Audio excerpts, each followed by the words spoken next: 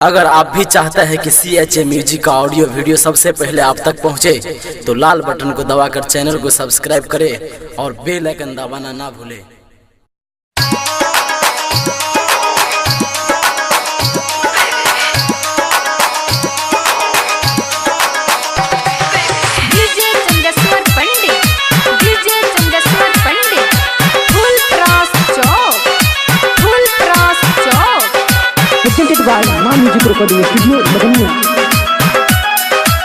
छोड़ देंगे दिल्ली मुंबई गुजरात नहीं अब जाएंगे, ठीक है।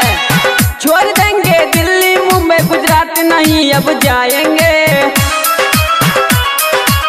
नून रोटी खाएंगे गौरा में रह जाएंगे, ठीक है। नून रोटी खाएंगे गुदार घाट नहीं जाएंगे। कैसे कैसे मुंह में गई, ठीक है।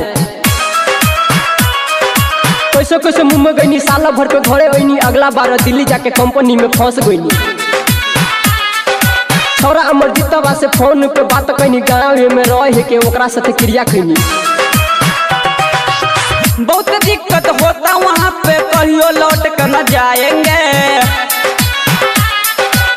बहुत दिक्कत होता वहाँ पे, कहियो लौट के न जाएंगे। नून रोटी खाएंगे गौरा में रह जाएंगे, ठीक है। नून रोटी खाएंगे गुदार घाट नहीं जाएंगे।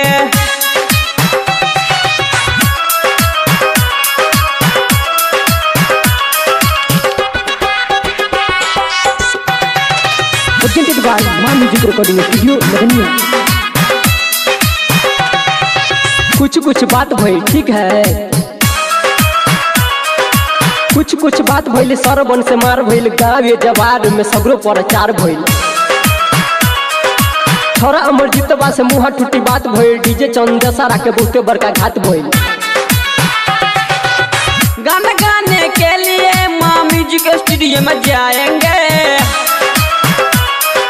कृष्णा कन्हैया संदीप सुमन को साथ में गाँव हम लाएंगे।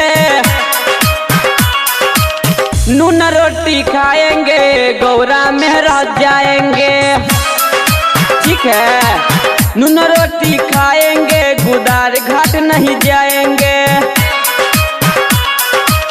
नून रोटी खाएंगे गौरा में रह जाएंगे, ठीक है।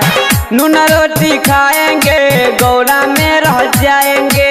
डीजे चंदेश्वर पंडित, फुल प्रास चौक 91 13 46 16 96।